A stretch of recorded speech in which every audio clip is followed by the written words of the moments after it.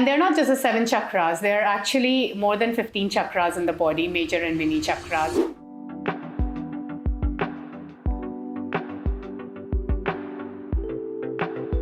Hi, I'm Ashni Gajaria, the co-founder of Meditourz, and today we have Kanupriya with us all the way from Dubai. Kanupriya is a wellness mentor and an energy consultant who helps people find their inner balance through healing, through chakra work and deep life guidance. Thank you for being here, Kanupriya. Thank you so much, Ashni, for inviting me.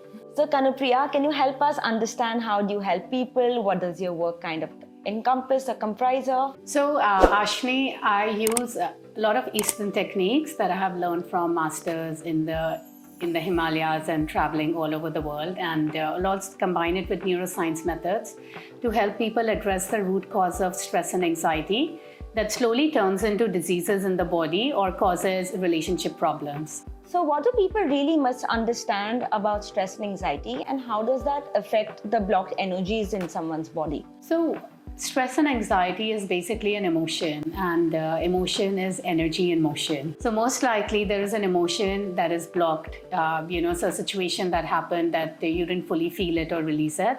It could be a fear, anger, sadness, grief, something that happened in your life, which turns into blocked energy. Or something you wanted to do. Maybe you wanted to break up, with your girlfriend. Maybe you wanted to sign a job contract, or you're looking for a job and you're not applying for one.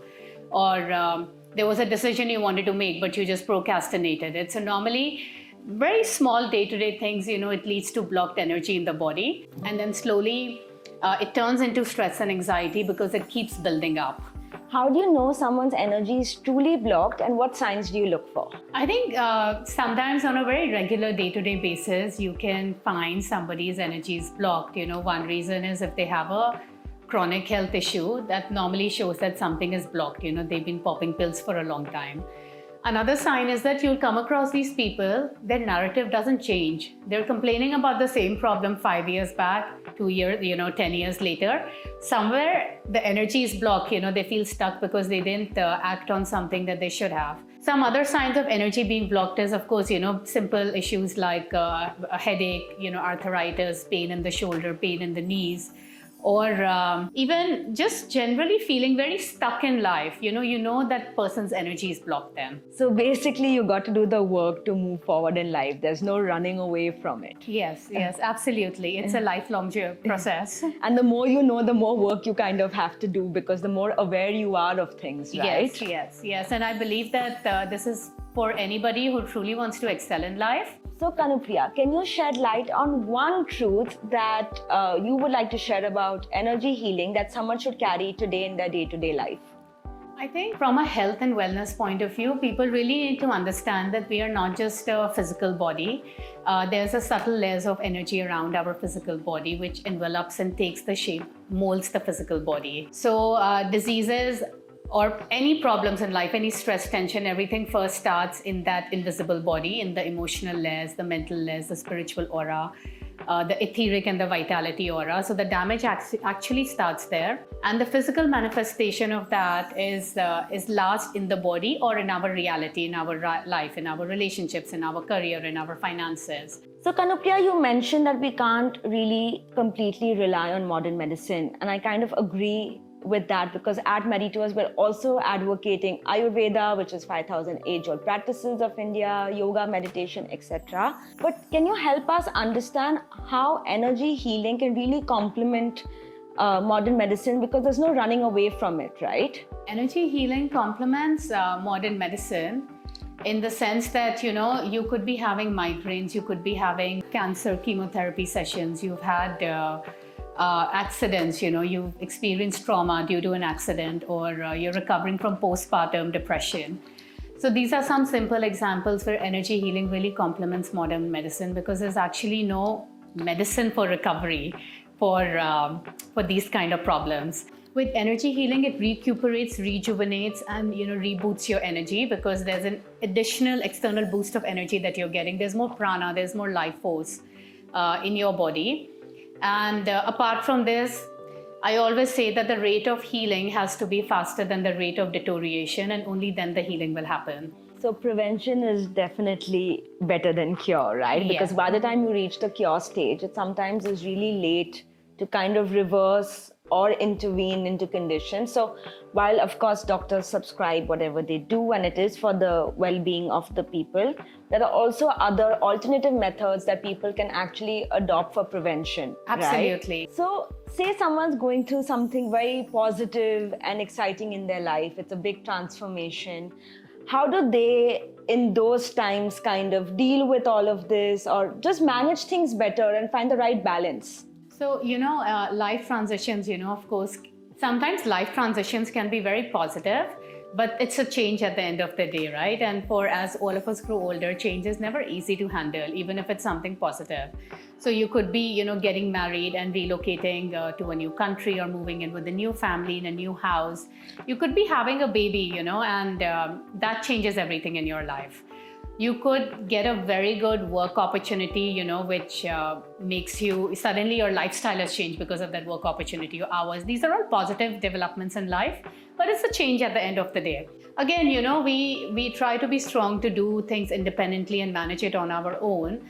But I always say that self-compassion and patience in this journey, and again, approaching the right kind of wellness mentors to support you in this journey goes a long way, because whenever you go through change, whether you like it or not, your body is going to resist.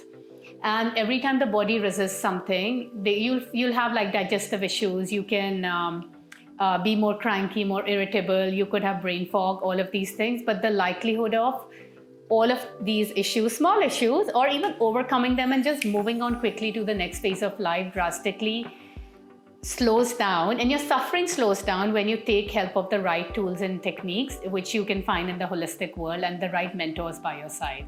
I actually vouch for that because from my personal experience, I remember there was a time in my life that I was really stressed, and I would sleep the night, but it wasn't deep sleep. And every morning I would wake up with a migraine and with a leaky gut and like loose motions, etc.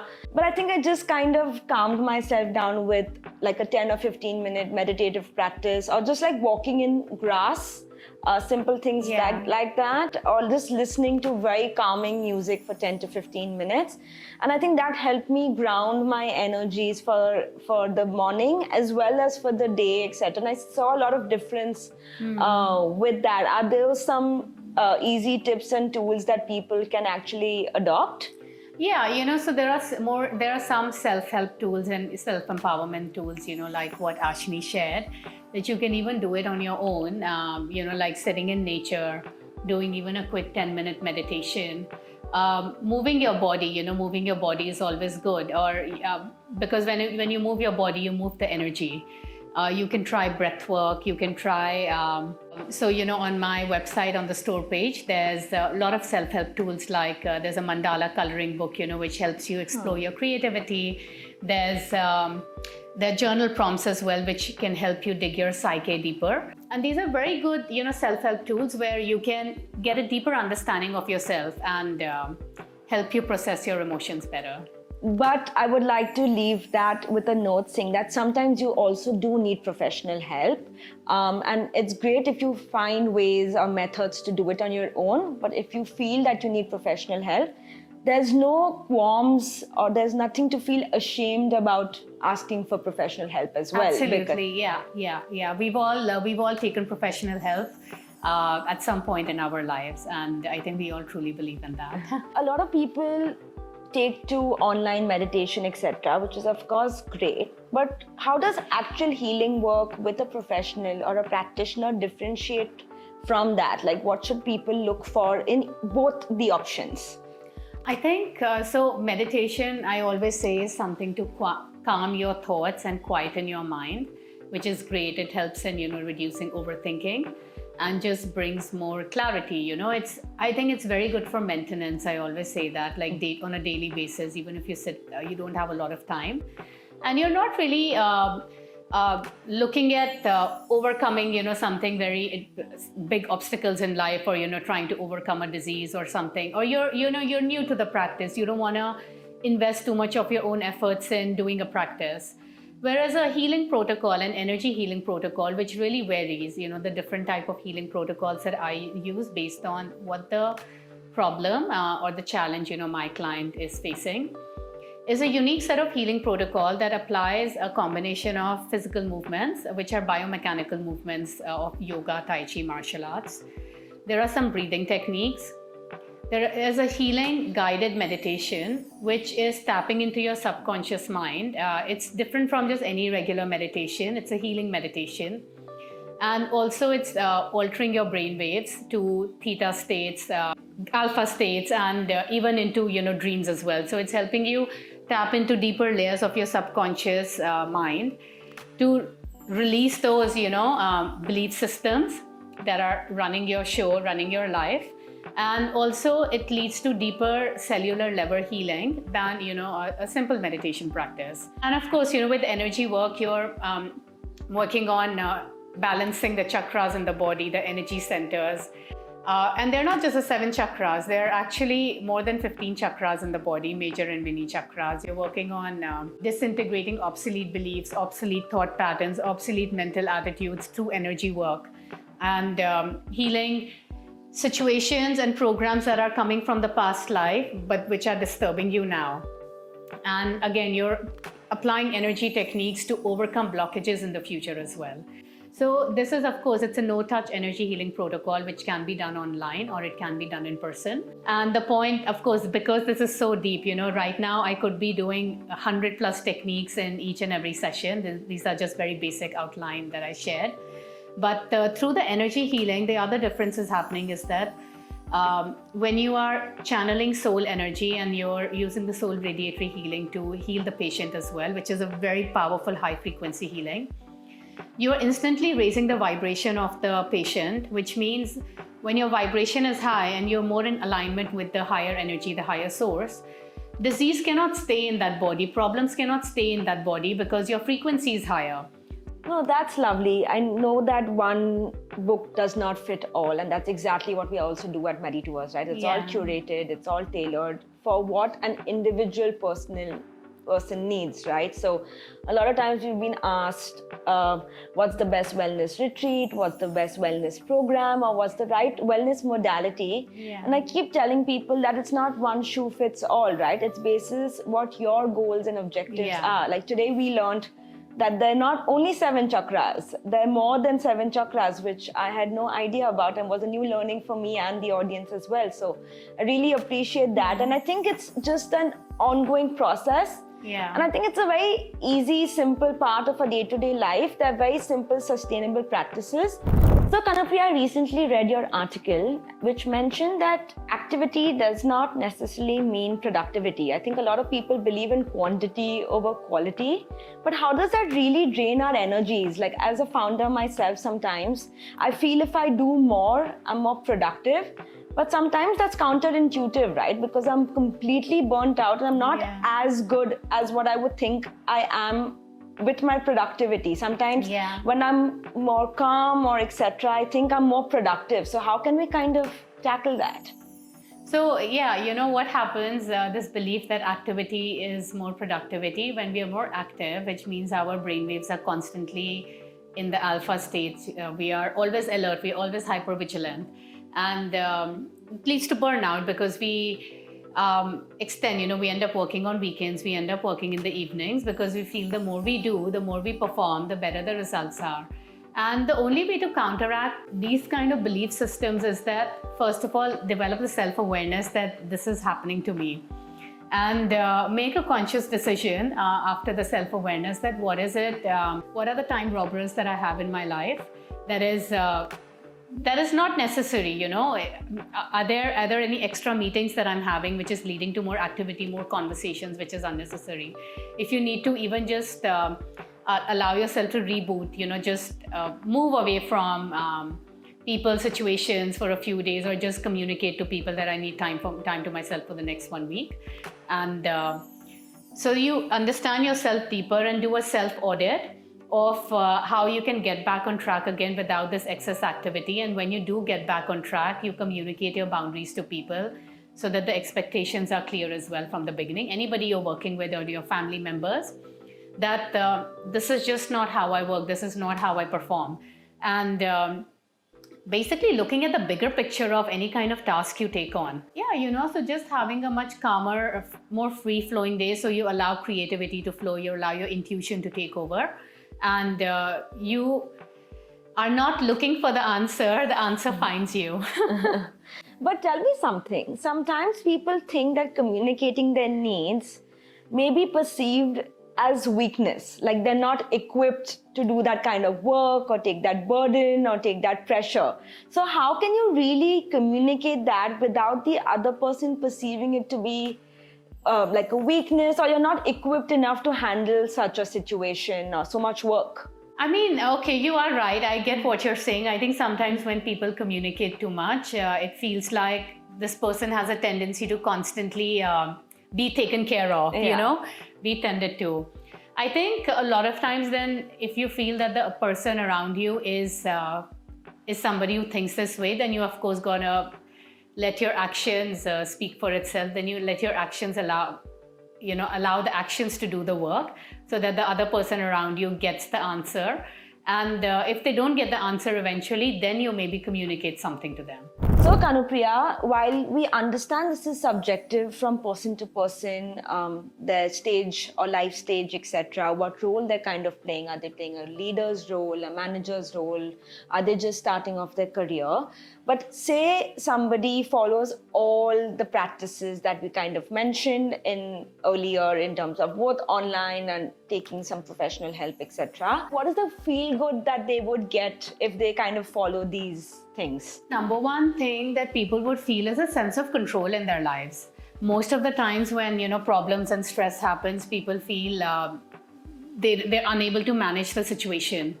But when you're able to regulate your thoughts and your emotions better, because you have these coping tools and mechanisms, and you generally have done the personal growth workshops to lead your life with more wisdom and clarity, you feel a sense of control, and that sense of control gives you power, and power is always good. Kanupriya, clearly you're glowing and thriving, right? So what made you actually believe in these practices and modalities that made you reach this state of thrive instead of just chasing and giving into people's needs and not putting your boundaries in place? So what made me trust the work that I do is, of course, I started doing this, this work. I got into the space initially to resolve my own life challenges and the crisis that I was having. But then as I wanted to learn more and more and grow more and more in this field, even after my problems ended and I was able to overcome them, is when I started to help people, there were results. I felt that so many different kind of cases, problems and challenges were coming my way, and I was able to help a lot of people, especially people fighting depression, fighting sadness, helping them get off medications, and within a few sessions people seeing results. I think that is really something that helped me continue the journey and trust the journey. And as a wellness mentor and as a energy healer, I felt that I was growing as I was healing more and more people. And I don't mean that I was growing by, hey, I was personally studying more, but generally as a healer, by healing more and more people, I was becoming a better healer. I was healing, my life was always improving. I was getting good karma. I was getting, good equity by healing more and more people. That's lovely, Kanupriya. This was really, really insightful. And I really hope that this resonates with the audience. And if they really liked it, they could kind of share it with someone who may need it. But thank you for being here. And we really appreciate the work you're doing. And I hope you can impact many more lives. Thank you. Thank you so much, Ashni, for having me here, and the work that you are doing of connecting, of organizing wellness retreats all across India. Hopefully, this is something, of course, is going to help bring so many people to beautiful locations around India and help organize amazing, memorable retreats. Thank you. Thank you so much.